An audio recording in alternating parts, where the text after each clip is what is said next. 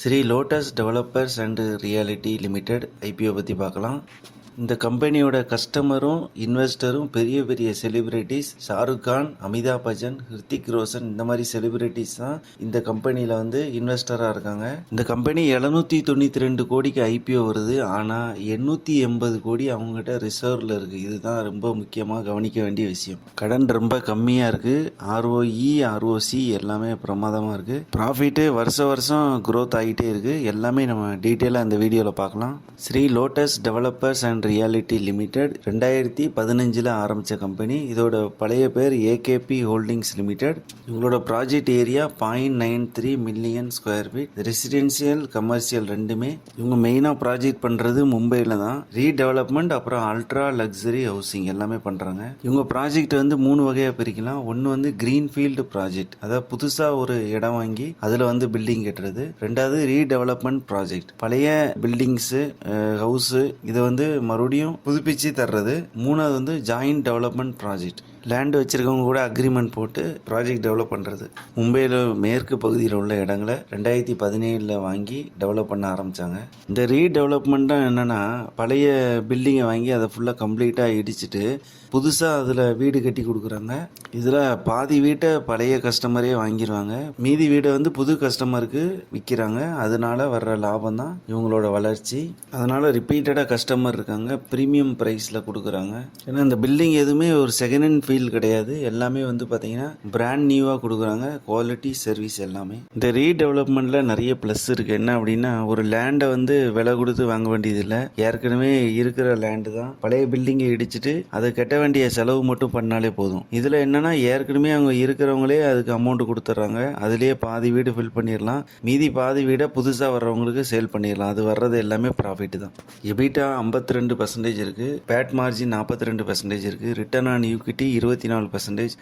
ROC 27% இருக்குது. கடன் கம்மியாக தான் இருக்குது. 0.13, 122 கோடி தான். ஆனால் எஃப்டியும் கேஷும் 300 கோடி ரூபாய்க்கு இருக்குது. PE ரேஷியோ 28லேருந்து 32.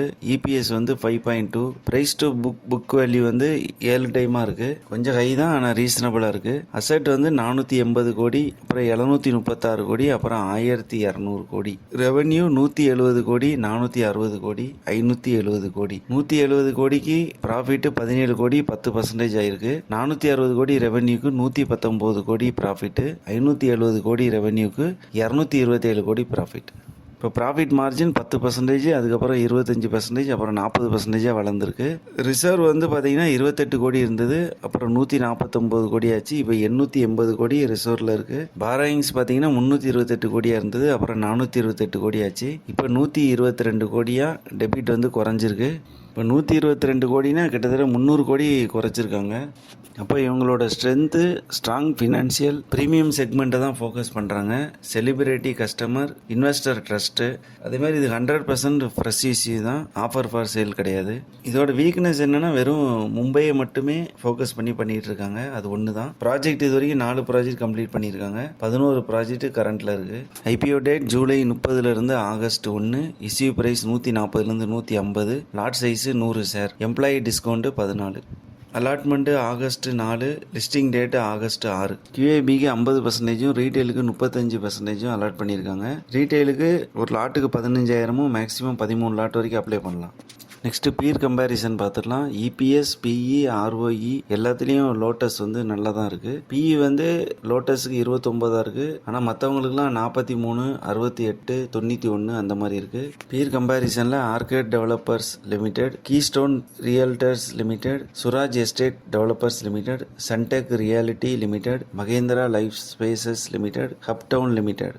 ஆர்கேட் டெவலப்பர்ஸ் லிமிடெட் 2024 IPO வந்தது. 190 ரூபா அந்த ரேஞ்சில் லிஸ்ட் ஆகிட்டு 210 வரைக்கும் போயிட்டு இப்போ 193 ட்ரேட் ஆகுது.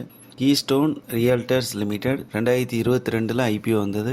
600 ரூபா அந்த ரேஞ்சில் 800 ரூபா வரைக்கும் போயிட்டு இப்போ 626 ரூபா அந்த ரேஞ்சில் இருக்குது. Suraj Estate Developers limited 2023 IPO வந்தது. 350 ரூபா அந்த ரேஞ்சில் 800 ரூபா வரைக்கும் போயிட்டு இப்போ பழையபடி அதே 300 ரூபாய்க்கு வந்துருச்சு. சன்டெக் ரியாலிட்டி லிமிடெட் 2009 IPO வந்தது. 250 ரூபா அந்த ரேஞ்சில் 700 ரூபா வரைக்கும் போயிட்டு இப்போ 400 ரூபா அந்த ரேஞ்சில் ட்ரேட் ஆகுது. Mahindra Life Spaces Limited 2009 IPO வந்தது. 700 வரைக்கும் போயிட்டு இப்போ 350 அந்த ரேஞ்சில் ட்ரேட் ஆகுது. அப்டவுன் லிமிடெட் 2011 ஐபிஓ வந்தது. 200 அந்த ரேஞ்சில் வந்துட்டு இப்போ 350 அந்த ரேஞ்சில் ட்ரேட் ஆகிட்டு இருக்கு. இந்த லோட்டஸ் டெவலப்பர்ஸை பொறுத்த வரைக்கும் கண்டிப்பாக ஓவர் சப்ஸ்கிரிப்ஷன் ஆகும். 30லேருந்து 50 டைம் வரைக்கும் கூட ஆகிறதுக்கு வாய்ப்பு இருக்குது. லிஸ்டிங் கெயினில் வந்து 15லேருந்து 25% கிடைக்கும் அப்படின்னு நான் எதிர்பார்க்குறேன். இது வந்து என்னென்னா ஸ்ட்ராங் ஃபினான்ஷியல் இருக்குது. அதே மாதிரி வந்து ஆஃபர் ஃபார் சேல் கிடையாது. கடன் நல்லா குறைஞ்சிருக்கு. மும்பை ரியல் எஸ்டேட் வந்து க்ரோத் பொட்டன்ஷியல் இருக்குது. இதெல்லாம் கம்பெனிக்கு வந்து ஒரு சாதகமான விஷயம். ஸோ அந்த ஐபிஓ பற்றி போதுமான அளவுக்கு டீட்டெயிலாக பார்த்துட்டோம். எந்த ஒரு ஐபிஓ அப்ளை பண்ணுறதுக்கு முன்னாடி நல்லா கிராஸ் வெரிஃபிகேஷன் பண்ணிவிட்டு அப்ளை பண்ணுங்கள். மீண்டும் ஒரு வீடியோவில் சந்திக்கலாம். தேங்க்யூ.